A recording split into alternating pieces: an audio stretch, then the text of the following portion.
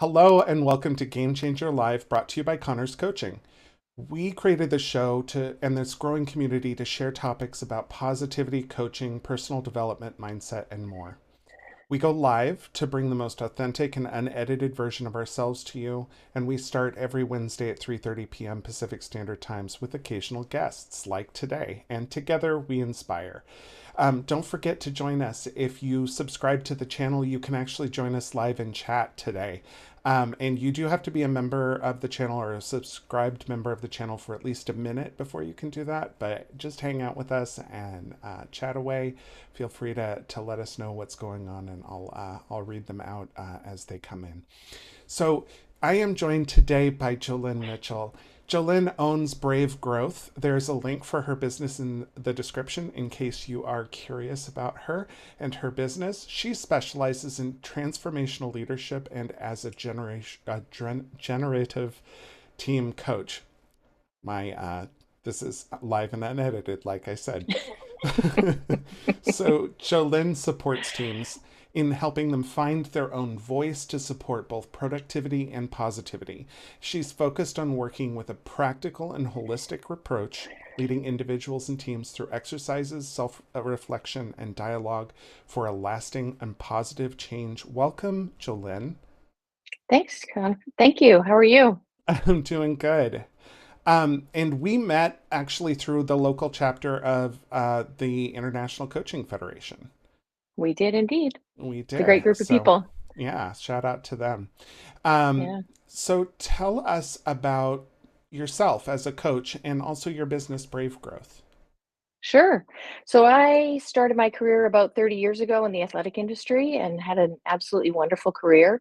And there came a point in my career where I decided the work that I was doing as a side hustle was filling my bucket more than the work that I was doing in my day job. So I left my company 2 years ago and I started my company, Brave Growth, because I think you have to be brave to look inward and to make changes and to do this work. So that's where I got the name from. That's awesome. So, what types of people do you and Brave Growth work with? I like to work with individuals and teams who are self-aware enough to know that they need change, but aren't quite sure how to get there and what the steps might be to get to take those big leaps and have lasting change. Yeah. Yeah, noticing that there's an issue and being able to deal with it, those are two different things, right? Absolutely. Yeah, Yeah. absolutely.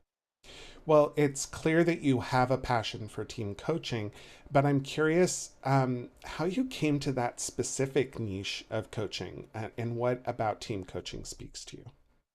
Yeah, thanks. Well, as a leader in the company that I was previously working in, I had a team that I would consider had dysfunction in their middle name. I had brought in a middle management team to manage other people, and I didn't spend the time to get them to gel and to work together and to collaborate. And so I found myself in a situation where I didn't have the tools in my toolbox to actually support them. And for me, as a lifelong learner, my go to tool is education. So I went and got educated on coaching in general. And as I've gone on my journey of my business, I realized that I missed the camaraderie and the complexity of working with teams. One on one is awesome, but that team dynamic is just so ingrained in who I am as a collegiate athlete. So for me, it was just a natural fit. Wow. Um, and one of the things that I think is important for both of us, and I mentioned this in my last episode too, is that we and I think we share this belief that no one really wakes up to be a villain. So in a team, no one wakes up to be the villain in the team. Um, and Mhm. I guess the meaning for that is that everyone's human and wakes up with this limited perspective based on our ethos, our needs, our morals, our viewpoint, Yeah. and I think that you have an interesting take on that when it comes to teams. Would you like to share that with us? Sure, that's where the generative comes in. That I approach every team that as individuals, everybody is whole, capable, creative, and resourceful. So everyone has the tools to really excel at their job. It's just the system of which they work in So whether it be that you've come into an organization and there's a set dynamic, or you get a new boss that you don't know who they are and they bring a new dynamic, or a new coworker that comes in, all those dynamics feed into who the system is. And so without clarity and without conversation around the unspoken agreements that you can never really get to a better place. Yeah. Yeah, that makes total sense. So what are some of the common themes that you see with the teams that you work with? It's primarily the soft skills. Everybody's really well educated on the hard skills, but we don't really spend a lot of time in education, I don't think, on the soft skills. So it's communication, it's trust, it's respect. And a lot of people in their toolbox use the tools that they use for their family of origin on how to relate to others, and we all know that that doesn't always work out in a business setting. So how do you look at everybody coming in with their own family of origin stories, and then how to create communication whereby they can all start to see each other for the humans that they are. Wow. You know that I just I have to say that as a trainer, it warms my heart to hear the word soft skills being lauded Yeah, as kind of a solution for team building, because it I felt as a trainer that you can hire for hard skills. You can train hard skills. yeah, That's not a problem. Training soft skills, that is a challenge, because it coaching really feels like a better modality than actually a classroom situation for that kind of yeah, work. absolutely. And I think with the pandemic, I think leadership was one way for a really long time, and now the employees are starting to demand a different way, that their supervisor shows up, their boss shows up. And it's in those soft skills that they need to be more relatable. They need to understand what people are going through. They need to be more empathetic. They need to be, yeah, more empathetic and kind. So I imagine that there's a lot of differences in the process between being a independent or solo coach versus Mm, a team coach. What are some of the, or I guess, what would signing up for coaching with you look like? What's that process? yeah. It starts with a conversation with the leader. Sometimes leaders don't want to get in the ring. They think it's the team's problem and not theirs, but they're part of the conversation. So it's getting the team leader on board with it's we all have to get in the ring together and we all have to have the conversations. So making sure that they're open to that. So that's first step. Once they agree that they're willing to jump in the ring, I have them and the whole team take an assessment to see where they are with regards to productivity and where they are with regards to positivity. So 7 traits with each. And we really unpack it as a collective. Where do they see lack of respect showing up or not? Where do they see what are their strengths?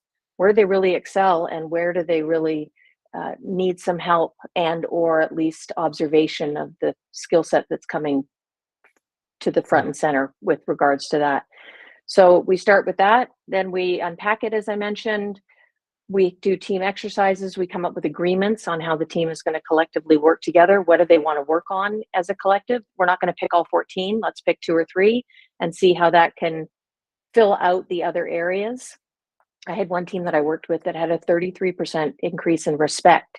And just because of that, and trust, just because of that, it increased all of the other aspects. So it has a build on effect to the other areas within the spider web. Um, and at the end, they take the assessment again. That's how I know they had a 33% increase in trust. They take the assessment again, and then we celebrate. We celebrate what they've done together as a collective, how they have new ways of being. We honor what they've done, and we talk about next steps and how they can continue the work on their own. I stay with them for about 6 months. So it's not just I show up, we do the work, and then I leave and I abandon them. I really stay with them so that we can make sure that the work sticks and help them out with any curiosities or questions or places that they get stuck, and bring back the safe environment for them to have the conversation. Yeah. You're painting such a vivid picture. I can imagine it. Mhm. Um, if so, have you ever had someone who wasn't the leader approach you asking for coaching for your team, where you had to kind of go to a leader and say, hey, your team wants coaching? I haven't yet. It's an investment, and so it's Yeah. expensive, Yeah, it's and the expensive. leaders really need to have the budget. But I would be totally open to that. I wouldn't be opposed to approaching the leader if anybody has a leader that they want to do team coaching, because it's so fun. I see so many light bulbs go on in the collective, that places where people felt like they were stuck. I had one group where their team leader was actually throwing them under the bus.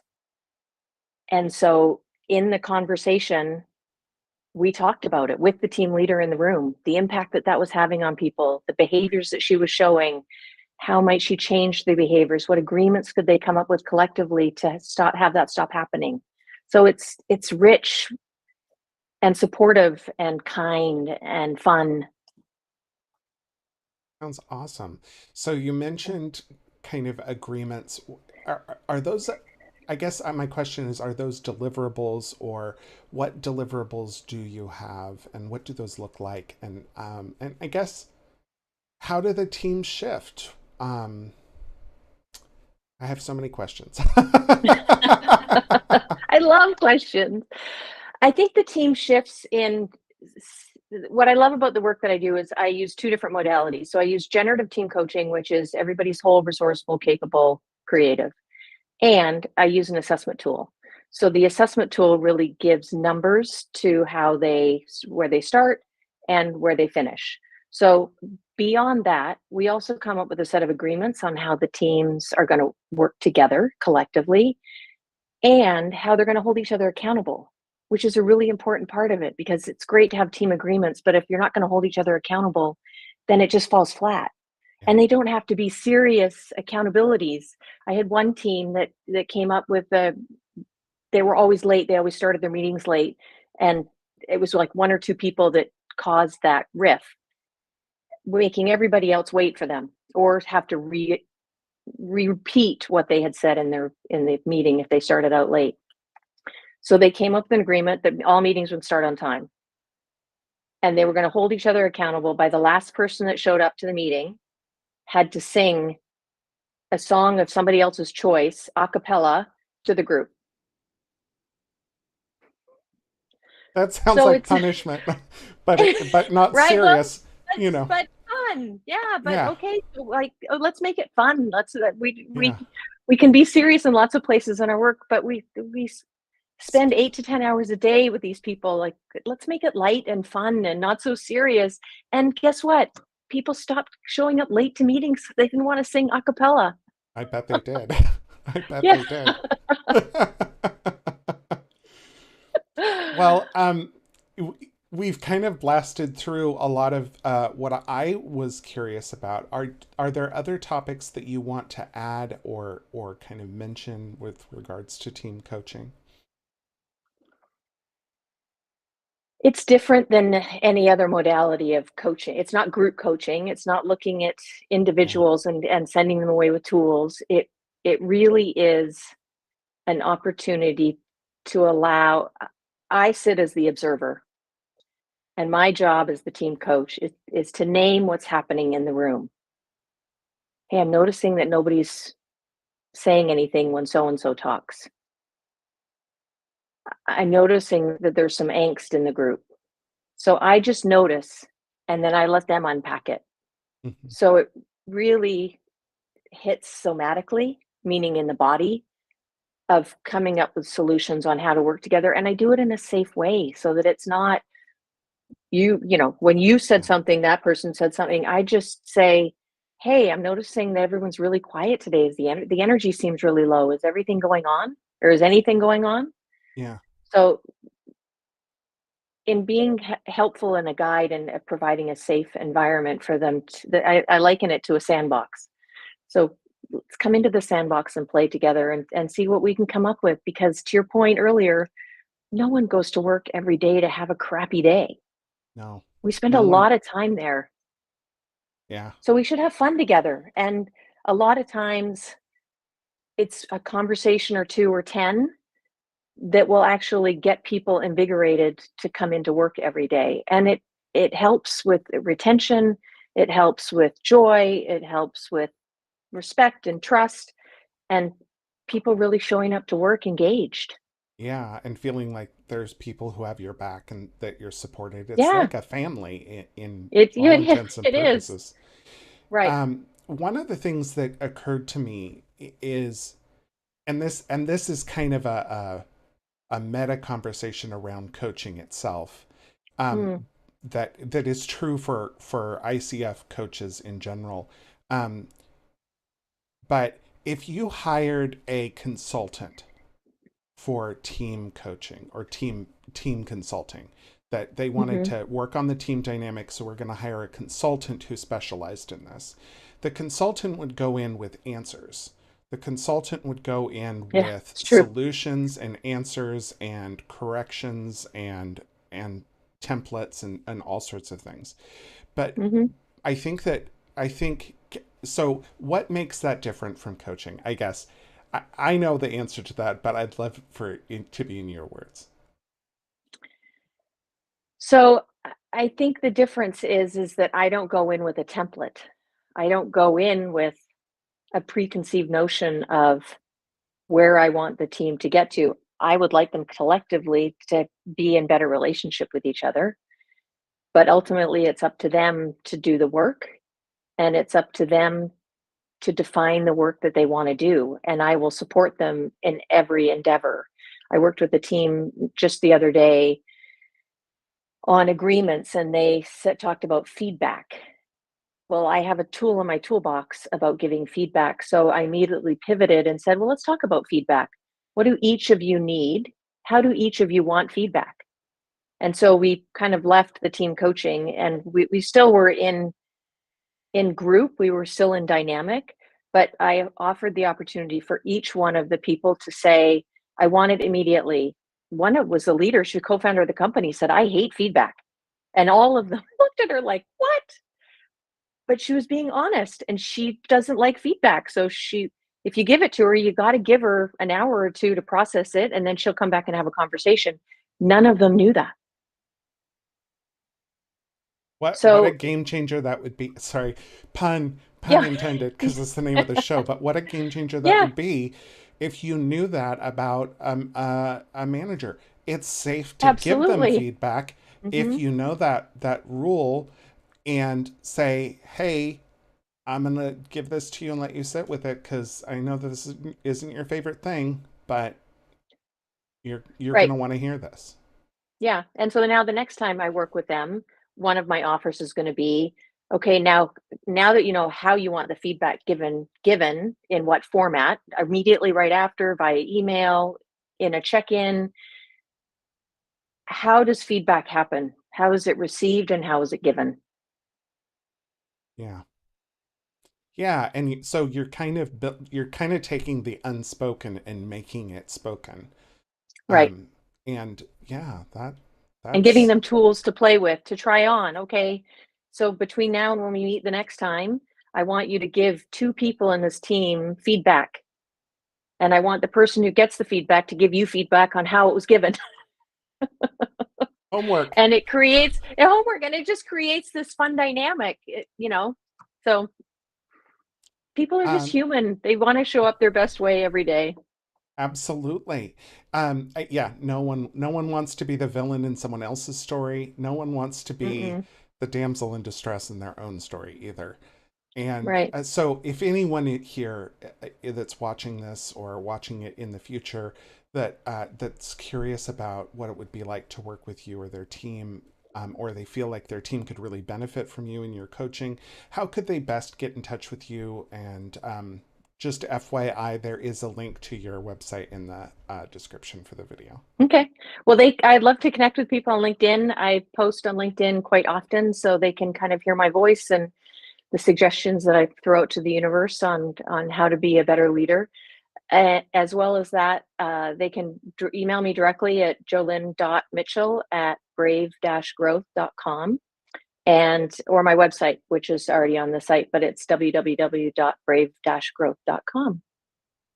Um, Awesome. Well, I want to thank you so much from the bottom of my heart for taking time to be with us today and Yeah, super sharing your fun. passion for team coaching. And Yeah, thanks to the thank you. audience for sticking with us. Since you did, if you wouldn't mind taking a moment to do us a favor and logging into YouTube, liking the video, subscribing to our content, and leaving a comment about what inspired you the most about this show, about this episode, about teamwork in general. And next week we'll be back with more life coaching information. I don't have a specific topic for next week yet, but it will be special. So come on back. To